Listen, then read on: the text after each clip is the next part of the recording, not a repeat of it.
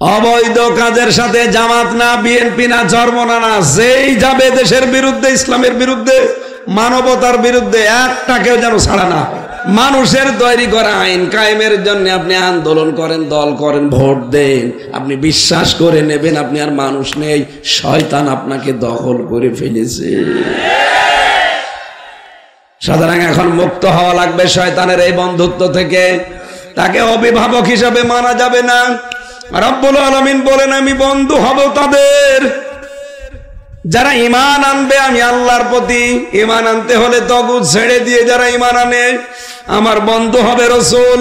রাসূলুল্লাহকে কেউ যদি বন্ধু হিসাবে পেতে চাই, চারটা কাজ দুনিয়ায় করা লাগবে। কয়টা? এরপরে আমাদের বন্ধু হবে ঈমানদার। আর ঈমানদার দুনিয়ায় সবাই না, যাদের ভেতরে তিনটা কাজ আছে আপনি তাদেরকে বন্ধু, অভিভাবক, দায়িত্বশীল মনে করতে পারেন। এমনকি পরিবার, সমাজ, রাষ্ট্রের দায়িত্ব তাদের হাতে আপনি তুলে দিতে পারেন নির্দ্বিধায়। কারণ আল্লাহর কোরআনের ঘোষণা, তারাই সামনে বিজয়ী হবে। গলায় গামছা দিয়ে টেনে এনে কাদের? চোর। কাদের? সে একটা সুপ্রিম কোর্টের বিচারপতি ছিল, তারে গলায় গামছা দিয়েছে, এমনকি তার বিসিও উড়ে গেছে। বলেন এরে আর আল্লাহ কি করবে? মুরব্বিরা আছে, ওস্তাদ আছে, এই জন্য আমি আর নিচে নামতে পারলাম না। বলেন এরে আর আল্লাহ কি অপমান করবে? এখান থেকে যদি কেউ শিক্ষা না নেয়, ধানমন্দির 32 নাম্বার ভাঙা হয়েছে, অনেকে মায়া কান্না করছে, হ্যাঁ ইতিহাস মুছে ফেলতে চান। আরে ভাই, ইতিহাস তো আমরা মুছতে চাই না, আল্লাহ নিজে মুছে দিয়েছে। সূরা নমল 19 নাম্বার পারা 20 নাম্বার পৃষ্ঠা 7 নাম্বার লাইনের 52 নাম্বার আয়াতে আছে 32 নাম্বার ভাঙা আছে, হবে, এটা নিশ্চিহ্ন হয়ে যাবে। 1500 বছর আগে আল্লাহ এটা আগে জানিয়েছে। এখন যদি বলেন 32 নাম্বার ধানমন্ডি কোথায় আছে, এখানে আসে, এই জায়গায় আসেন, কানের নিচে আপনাকে এমন জোরে দেব আপনি সব টের পাবেন। আমি একটু আরবি বলছি, বাংলা দেখেন তো। আল্লাহ রাব্বুল আলামিন বলেন, ফাতিলকা বুয়ুতুহুম খাওয়াতাম বিমা যালামু। আল্লাহ পাক যেন নিজের আঙ্গুল দিয়ে এভাবে দেখাচ্ছেন যে এই সেই ঘরগুলো। বক্তব্য শুরু করার আগে আল্লাহ ফা দিয়েছেন, এরপরে তিলকা শব্দটা রব্বুল আলামিন তার কুদরতি আঙ্গুল এভাবে দিয়ে দেখাচ্ছেন এই সেই বুয়ুত। বাইতুন না, বুয়ুত বহু বচন, হোম মানে তাদের। আল্লাহ বলেন এই সেই ঘরগুলো খাওয়াতান, আমি জনশূন্য করে দিয়েছি, পরিত্যক্ত বানিয়ে দিয়েছি। কেন দিলাম জানো? বিমা যালামু, এদের জুলুমের কারণে। আপনি দেখেন বাংলাদেশে যতগুলো জালেম ছিল আমি হিসাব করেছি 1628 জন। কত? 1628 জন ছিল এই জালেমকে সাহায্য করতে। হয় নিজেরা জালেম, না জালেমের দোসর। এতগুলো মানুষের বাড়িতে, অফিসে খোঁজ খবর নিয়ে দেখবেন, হয় আয়না ঘর আছে অথবা টর্চার সেল আছে। আয়না ঘর আর টর্চার সেল কি এমনি বানায়? মানুষের উপরে জুলুম করার জন্য। আমি ওই মিনি আয়না ঘরে মাত্র 10 দিন ছিলাম, আমি টের পেয়েছি যে মানুষকে কি করে তারা। ছোটটাই যদি এত আযাব দিতে পারে, বড়টাই কোনটা দেয়? এই জন্য আল্লাহ কয়েকদিন দেখছি এদেশে আযাবুল বুলডোজার নাজিল করেছে। কি আযাব? আযাবুল বুলডোজার।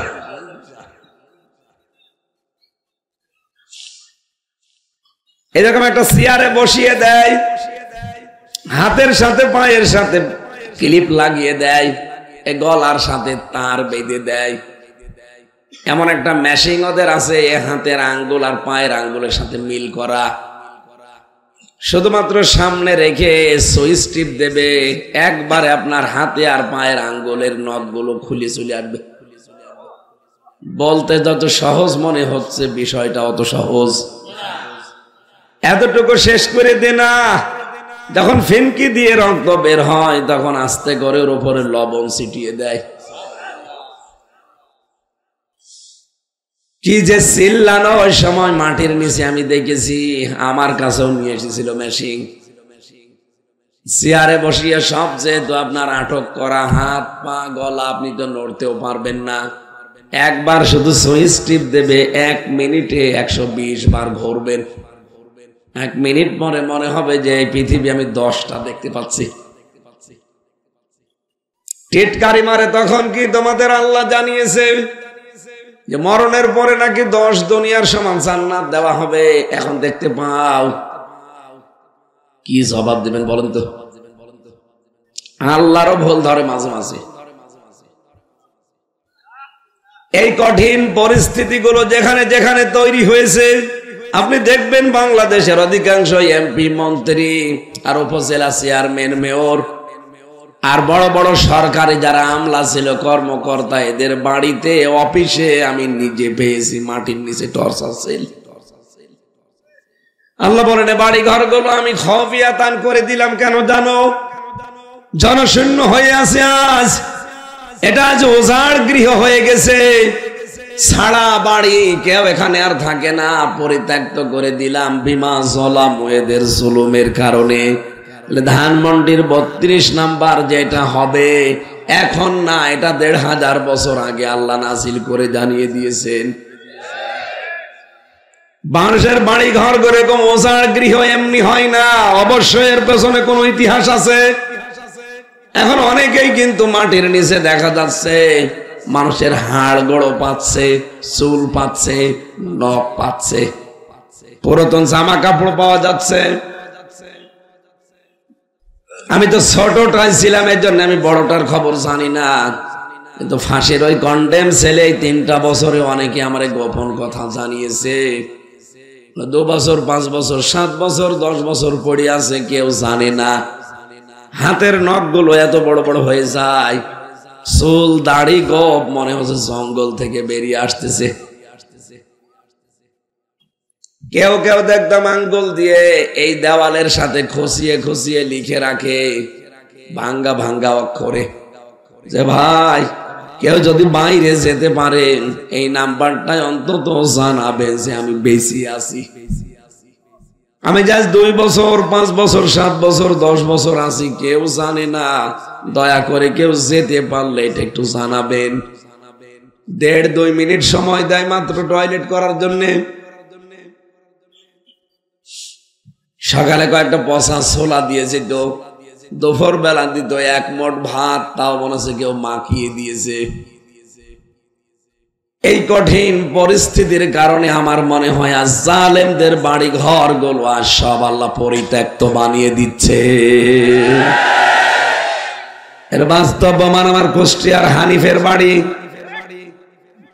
ফেব্রুয়ারির 5 তারিখ আবার নতুন করে আর এক গজব নাজিল হয়েছে। 6 মাস আগে একবার আগস্টের 5 তারিখে বিকালে হয়েছিল, আবার ফেব্রুয়ারির 5 তারিখে বিকালে আর একবার হয়েছে। তার মানে আল্লাহ জানাতে চায় যে না, ওর চিহ্ন পর্যন্ত রাখা যাবে না। ফাকতিয়া দাবিরুল কওমিল্লাযিনা যালামু,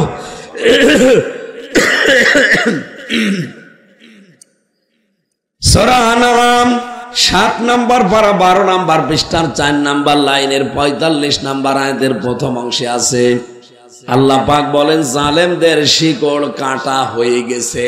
কেটেছে কে? না না, আপনি আলেম, এখানে আলেম বসে নেই। কতিয়া এটা মজহুল, এর ফাইল কর্তাকে জানা নেই। আজ যে সারা দেশে 630টা থানা আছে, প্রায় জায়গায় যে দেখেন জালেমদের বাড়ি ঘর অধিকাংশ মাটির সাথে মিশে গেছে। এগুলো ভাঙলো কে? বলেন, জানা নেই। ফাকতিয়া দাবিরুল কওমিল্লাযিনা যালামু, জালেমদের শিকড় কাটা হয়ে গেছে। কেটেছে কে? কেউ জানে না। হানিফের এত বড় বাড়ি, পায়খানার প্যান পর্যন্ত খুলে নিয়ে চলে গেছে, কিন্তু কে নিয়েছে কেউ জানে না। ধানমন্ডির 32 কে নিয়ে গেল ভেঙে ভেঙে? কেউ জানে না। আপনি যে দেখেন কার নামে কেস দেবেন, একজন মানুষেরও নাম পাবেন না। এ পর্যন্ত ছিল জালেমদের। এর পরের শব্দটা আমাদের জন্য নাকি এটা বলবো না? ইন্না ফি যালিকা লাআয়াতাল লিকাউমিন ইয়ালামুন। লামে তাকিদ দিয়েছেন আল্লাহ। আল্লাহ পাক বলেন অবশ্যই এর ভেতরে শিক্ষা আছে তাদের জন্য যারা জ্ঞানী সম্প্রদায়। যেহেতু জালেমরা বিদায় নিয়েছে, এদেশে আমরা যারা ওই 14 দল বাদে আছি সবাই কিন্তু কম বেশি মাজলুম। কথা বলেন না কেন? এই মাজলুম মানুষ যারা সামনে চেয়ারে বসবেন তাদের কিন্তু শিক্ষা এখান থেকে, আপনারাও যদি সামনে জুলুম করেন আপনার বাড়ি 5 বছর পরে শ্মশান হয়ে যাবে। তখন কে ভাঙবে জানা নেই কর্তাকে। এই জন্য যৌথ বাহিনী যেটা আরম্ভ করেছে এইটা দেখে সবচাইতে বেশি খুশি হওয়ার কথা মুমিনদের। কাদের? এই বাংলাদেশে আমরা যারা ইমানদার, যারা মুমিন, তারা কিন্তু এই ডেভিল হান্ট এটা শোনার পরে খুশি হয়েছি যে শুরু করেন। কালকে আমি নাটোরে ছিলাম, নাটোরের টিওনো এসেছিল, ওসি এসেছিল, ওনারা বলছে এটা চলতে থাকবে। কখন যে কার বাড়িতে যে আমরা হানা দেই, বিশেষ করে যারা মাদকের ব্যবসায় জড়িত, না চালান, এটা দরকার। এটা মুমিনরা ওয়ালাম্মা রাল মুমিনুন আল আহজাব, মুমিনদের একটা দল যখন দেখতে পেয়েছে যে যৌথ বাহিনী, তারা কিন্তু আনন্দে আত্মহারা হয়েছে, খুশি হয়েছে। তারা বলেছে ক্বালু হাযা মা ওয়া'দানাল্লাহু ওয়া রাসূলুহু ওয়া সাদাকাল্লাহু ওয়া রাসূলুহু ওয়া মা যাদাহুম ইল্লা ঈমানা ওয়া তাসলিমা। বলেন আল্লাহু আকবার। যৌথ বাহিনীর অভিযান দেখলে খুশি হবে ইমানদারেরা। তারা বলবে এটা আল্লাহ এবং রাসূল যা বলেছে সত্য বলেছে, তাদের কথাগুলো সব সত্য। কিন্তু এটা দেখলে সবচাইতে কষ্ট পাবে, ক্ষতি হবে তাদের যারা খুনি, যারা মাদক ব্যবসায়ী, আর যারা জুলুমবাজ। এই 3টা আগুন যাদের আছে দেখেন তারা এখন কিন্তু আতঙ্কে আছে। এক কথা বলে না কেন? এই জন্য যৌথ বাহিনী ডেভিল হান্ট যা চালাচ্ছে শয়তানের খোঁজে চালাক। আমাদের অসুবিধা নেই, কারণ আমরা মাদকের সাথে জড়িত না, খুনের সাথে জড়িত না, আমরা জুলুমের সাথেও সম্পৃক্ত না। বলেন বলুন। এর সাথে যারা আছে তারা এখন এই মোবাইলে এরকম ফোন রেকর্ড করবে, ফোন রেকর্ড কল করবে, নিজেরাই রেকর্ড করবে, আবার নিজেরাই ছাড়বে। আজকে শাওন সাহেবের সাথে আপা এইটাই বলিস, ওরা জানছে যে এটা যদি শুরু হয়ে যায় তাহলে এই দেশে অন্তত ছোটখাটো জালেম আর ছাড় পাবে না। কারণ যত অবৈধ সব তো ওদের। এই 15.5 বছরে এমন কোন অবৈধ কাজ আছে যেটা ওরা করে নাই। এই জন্য আমরা খুশি, যৌথ বাহিনী যেটা আরম্ভ করেছে আমরা কি বেজার? হ্যাঁ, কিন্তু চাই কোন নিরপরাধ মানুষ, বিশেষ করে যারা চাপে পড়ে হৌকা হৌকা করতো, ওই যে হাজী সেলিমের মতো। হাজী সেলিম আমার সাথে সেদিন কোর্টে ছিল, কথা বলতে পারে না, নৌকা মার্কা নিয়ে দাঁড়াইতো, নৌকাও বলতে পারে না, বলে হৌকা। আজকের এই মাহফিলের আয়োজন করার জন্য সেই মানুষগুলো শ্রম দিলেন, অনেক দিন করতে পারেননি। একেবারে খোলা আকাশের নিচে আজকে মন খুলে আমরা কোরআনের কথা বলতে পারি, শুনতে পারি, এই জন্য জবান দিয়ে বলেন আলহামদুলিল্লাহ। দরুদ আর সালাম পাঠের মাধ্যমে আমরা আরম্ভ করছি আমাদের আজকের আলোচনার বিষয় অভিভাবক। কি বললাম? বলেন বলেন। আপনারা সূরা মায়েদার 55-56 নম্বর আয়াত শুনলেন, এর আলোকে আমরা তাফসীর আকারে কথা বলতে চাই। আল্লাহ রাব্বুল আলামিন বলেন ইন্নামা ওয়ালিয়ুকুমুল্লাহু ওয়া রাসূলুহু ওয়াল্লাযীনা আমানু, অবশ্যই তোমাদের বন্ধু, তোমাদের অভিভাবক আমি আল্লাহ, ওয়া রাসূলুহু এবং আমি আল্লাহর রাসূল তোমাদের বন্ধু অভিভাবক, ওয়াল্লাযীনা আমানু আর তোমাদের ভেতরে যারা ঈমানদার তারা তোমাদের অভিভাবক বন্ধু। অভোলাবাসী ভালো করে খেয়াল করেন, সামনে কিন্তু এরকম সময় আসতেছে, আপনি কাকে বন্ধু হিসাবে গ্রহণ করবেন, কাকে অভিভাবক হিসাবে মেনে নেবেন, এ কথা কোরআন বলছে নাকি হামজার বাবার কথা? আল্লাহ বলেন তোমাদের অভিভাবক আমি আল্লাহ, আমার রাসূল, আর তোমাদের ভেতরে যারা ঈমানদার তারা। প্রশ্ন আসতে পারে, দেশে তো মাত্র 4% অমুসলিম, 96% আমরা মুসলমান, তাহলে যার তার সাথে আমরা বন্ধুত্ব অভিভাবক হিসাবে মেনে নিতে পারি নাকি? আল্লাহ আয়াতের পরেই 3টা গুণ দিয়েছেন। এই বাংলাদেশে এই 3টা গুণ যাদের ভেতরে আছে, আপনি তাদেরকে বন্ধু হিসাবে মেনে নিতে পারেন, তাদেরকে অভিভাবক হিসাবে গ্রহণ করতে পারেন, তাদেরকে আপনি দায়িত্ব দিতে পারেন। কয়টা? আরো জোরে বলেন। সভাপতি, প্রধান অতিথি, বিশেষ অতিথি, প্রত্যেকজন কিন্তু এই কথা বলেছে। এখানে কোরআন সম্পর্কে যা বলা হবে কথাগুলো প্র্যাকটিক্যাল লাইফে মানা লাগবে। আপনারা কথাও দিয়েছেন, আমরা মানতে চাই, সুতরাং আমি যা এখান থেকে ডেলিভারি দিচ্ছি কথা মানা যাবে তো? হ্যাঁ, মানা যাবে না? আমাদের অভিভাবক 1 নম্বরে কে, 2 নম্বরে, 3 নম্বরে ইমানদার। তাও যে সে ইমানদার না, যাদের ভেতরে 3টা গুণ পাওয়া যায়। কয়টা? বলেন বলেন। আল্লাহ পাক বলেন আল্লাযীনা ইউকিমুনাস সালাতা ওয়া ইউতুনাজ যাকাতা ওয়া হুম রাকিউন।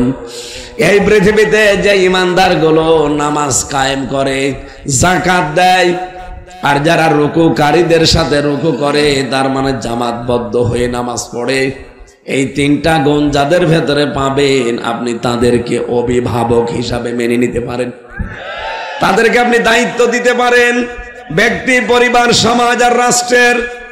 এই 3 গুণে গুণান্বিত মানুষদেরকে যদি দায়িত্ব দেওয়া যায়, অমাই ইয়াতাওয়াল্লাল্লাহা ওয়া রাসূলাহু ওয়াল্লাযীনা আমানু, যারা আমি আল্লাহ, আমার রাসূল এবং ঈমানদারদের দিকে ফিরে আসবে, ফাইন্না হিজবাল্লাহি হুমুল গালিবুন, এই মানুষগুলোই আল্লাহর সেনাবাহিনী, আল্লাহর সৈনিক, এবং এরাই বিজয়ী। বলেন সুবহানাল্লাহ।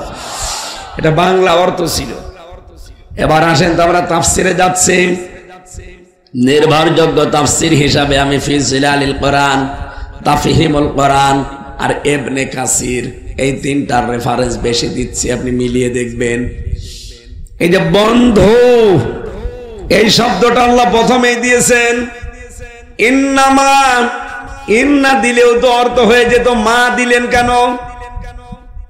আরবি গ্রামার অনুযায়ী ইন্না মা যখন যোগ হয়ে যায়, তখন বাংলা অর্থ দাঁড়ায় কেবলমাত্র, শুধুমাত্র, একমাত্র। কথা বুঝতেছেন?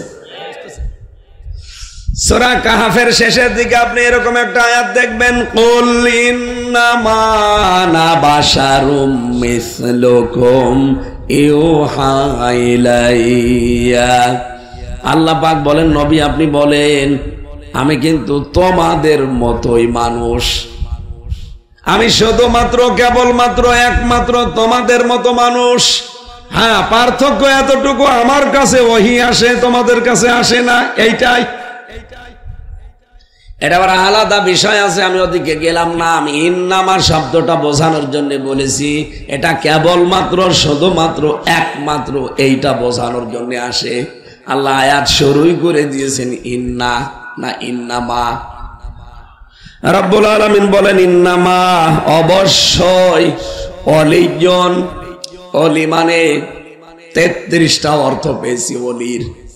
অলি মানে বন্ধু, অলি মানে অভিভাবক, অলি মানে প্রতিবেশী, অলি মানে সাক্ষ্যদাতা, এরকম 33টা অর্থ আমি পেয়েছি তাফসিরে।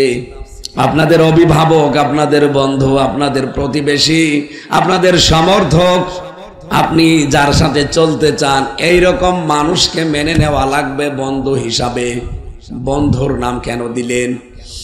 আল্লাহ রাব্বুল আলামিন যেহেতু আমাদেরকে বানিয়েছেন, আমাদের ভেতরের অবস্থা তিনি খুব বেশি ভালো জানেন। কথা বলেন না কেন? আমাদের জীবনে প্রভাব পড়ে যাদের, তার সবচাইতে বেশি প্রভাব একজন জীবনে পড়ে বন্ধুর। একজন মানুষের জীবনে সবচাইতে বেশি প্রভাব পড়ে হয় বন্ধুর অথবা বান্ধবীর। কথা বলেন না কেন? এই জন্য বন্ধু নির্বাচনে খুব সতর্ক হওয়া লাগবে, কারণ এই কারণটাই আপনাকে হয় জান্নাতে না জাহান্নামে নিয়ে যাবে। বিশ্বনবী বলেন, এই পৃথিবীতে আমি সবচাইতে বেশি ভালোবাসি, বন্ধু হিসাবে গ্রহণ করেছি আমার আল্লাহকে, এরপরে আবু বকরকে। আমি যদি এরপরে আর কাউকে বন্ধু হিসাবে গ্রহণ করতাম তাহলে অন্য আরো একজনের নাম বলতাম, কিন্তু আল্লাহর পরে পৃথিবীতে আমি আর কাউকে বন্ধু মানি না। যদি কাউকে মানতাম তে আবু বকরকে বন্ধু হিসাবে গ্রহণ করতাম।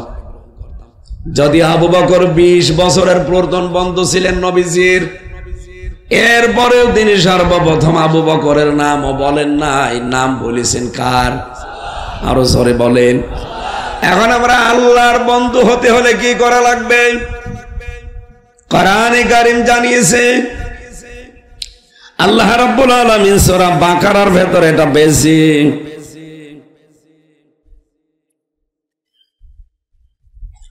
আল্লাহু ওয়ালিয়ুল্লাযীনা আমানু, আল্লাহ বলেন আমি বন্ধু যারা ঈমান আনে আমি নিজে তাদের বন্ধু হয়ে যাই।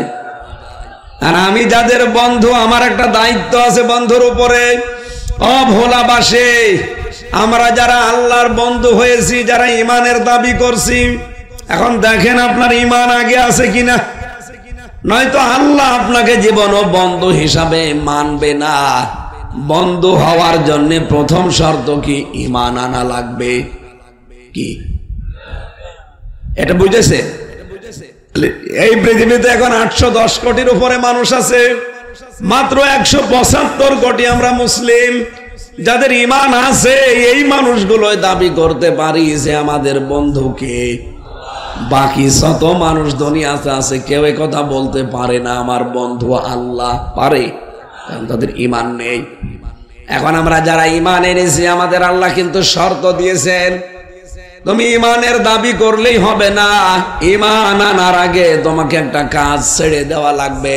ফামাই ইয়াকফুর বিত-তাগুত ওয়া ইউমিন বিল্লাহ, সূরা বাকারার 256 নম্বর আয়াতের মাঝের অংশে আছে, কোন মানুষ যদি ঈমান আনতে চায় আল্লাহর ঘোষণা তাকে তাগুত ছাড়া লাগবে।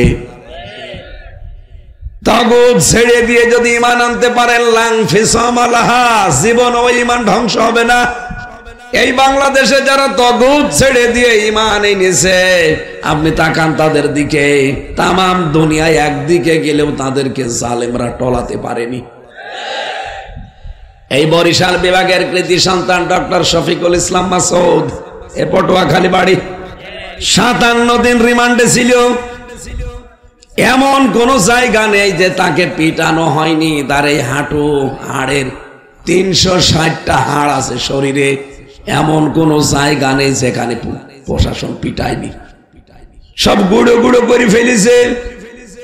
বাংলার ইতিহাসে 57 দিন রিমান্ডে থাকার পরে একটা যুবক মানুষ কোর্টে উঠতে পারে না, পুলিশে ধরে নিয়ে যায়, হুইল চেয়ারে নিয়ে যায়। বলেন তো, এত কিছু করার পরও জালেমরা তাকে এক চুল টলাতে পেরেছে? সে ঈমান এনেছিল কিন্তু তাগুত ছেড়ে দিয়ে।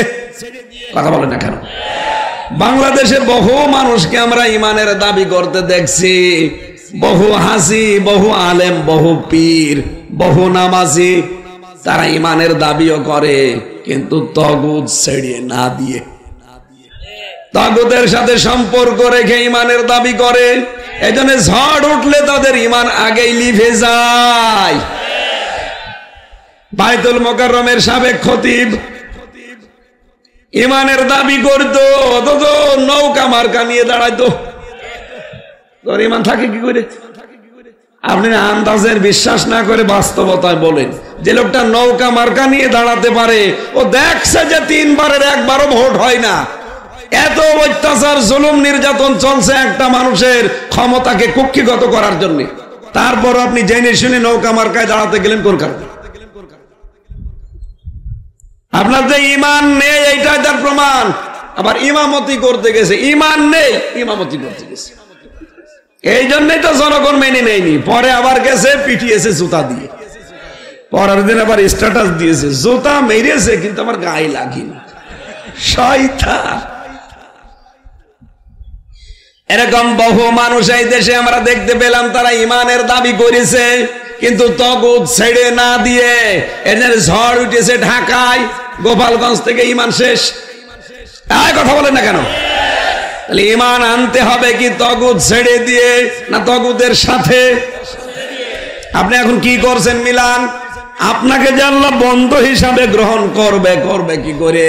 আপনি তো ইমানই এখনো আনতে পারেননি। ইমান আনতে হলে আগে কিন্তু তাগুত ছেড়ে দেওয়া লাগবে। তাগুতের অর্থ পেয়েছি আমি তাফসিরে 4টা। কয়টা? আরো জোরে বলেন। 1 নাম্বারটা বলছি মিলান, তাগুত হচ্ছে ওই শক্তি নিজে আল্লাহর বিধান মানে না, অন্য কেউ মানবে, মানতেও দেয় না। বাংলাদেশে ছিল না। তাগুতের 2 নম্বর অর্থ মানুষের তৈরি করা আইন কানুন। কে কথা বলে না কেন? আমি কি বানিয়ে বলছি? ওস্তাদ বসে আছে। তাগুতের 2 নম্বর অর্থ মানুষের তৈরি করা আইন। এটা যে কত বড় নিকৃষ্ট কাজ আপনি জানেন? শয়তান আল্লাহর একটা বিধান শুধু মানে নাই, কিন্তু আল্লাহর বিধানের এগেনস্টে নতুন বিধান তৈরি করে নাই। কিন্তু এই দেশে যারা আল্লাহর বিধান মানে না, নতুন করে আল্লাহর বিধানের বিপরীতে বিধান তৈরি করে আল্লাহর বান্দাদের উপরে চাপিয়ে দিতে চায়, এগুলো আরো বড় শয়তান। সুতরাং ডক্টর কামাল তার লিখিত সংবিধান যেটা 54 বছর বাংলাদেশে চলছে, 17 বার এটা পরিবর্তন হয়েছে, কিন্তু কাঙ্ক্ষিত মানের শান্তি এই দেশে দিতে আরো জোরে বলেন।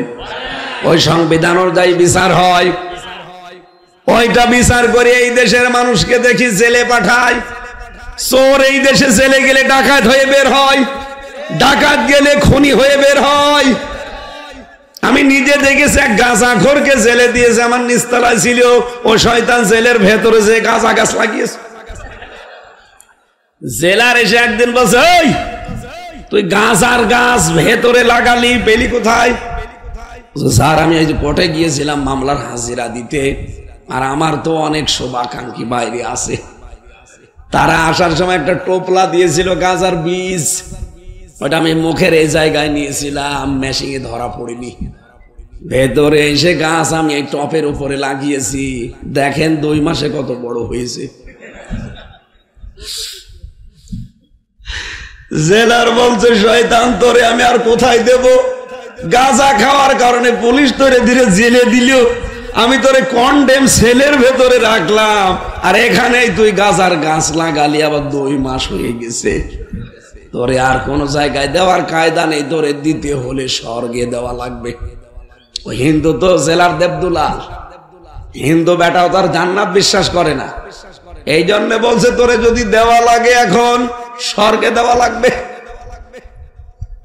ও বাংলার মানুষের আর রেকর্ড হচ্ছে, সারা পৃথিবীতে এখন ছড়াচ্ছে, লাইভ চলছে। যে আজকে আমার সামনে মাত্র এই 10-20 হাজার মানুষ না, আমার সামনে এখন বাংলার 18 কোটি মানুষ। সবাইকে বলছি 58-54 বছর ডক্টর কামালের লেখা মানুষের তৈরি করা সংবিধান দিয়ে কিছুই পাইনি আমরা, তাও 17 বার এটা পরিবর্তন হয়েছে। এ কোরআনে কারিমে আমার আল্লাহ একটা সংবিধান দিয়েছেন, সূরা ফুরকান, 77টা আয়াত আছে, 73টা ধারা আছে। আপনি এই 73টা ধারা দিয়ে বাংলাদেশের সংবিধান তৈরি করেন, 41 সাল টার্গেট দেওয়া লাগবে না। এই 73টা ধারা দিয়ে যদি বাংলাদেশের সংবিধান প্রণয়ন করা হয়, 41 ঘন্টায় বাংলাদেশ মিনি জান্নাত হয়ে যাবে। এটা আমরা চাই না সামনে, যেহেতু সামনে রমজান মাস, আর কোরআনে কারিমের নাম ফুরকান। ফুরকান মানে সংবিধান, ফুরকান মানে সত্য মিথ্যার পার্থক্যকারী। সংস্কার যখন আরম্ভ হয়ে গেছে, আমরা যারা দায়িত্বে আছে আহ্বান জানাতে চাই, খুব তাড়াতাড়ি বাংলার সংবিধান কোরআনে কারিম করা হোক। এটা কারা চান দেখি? লিল্লাহে তাকবীর।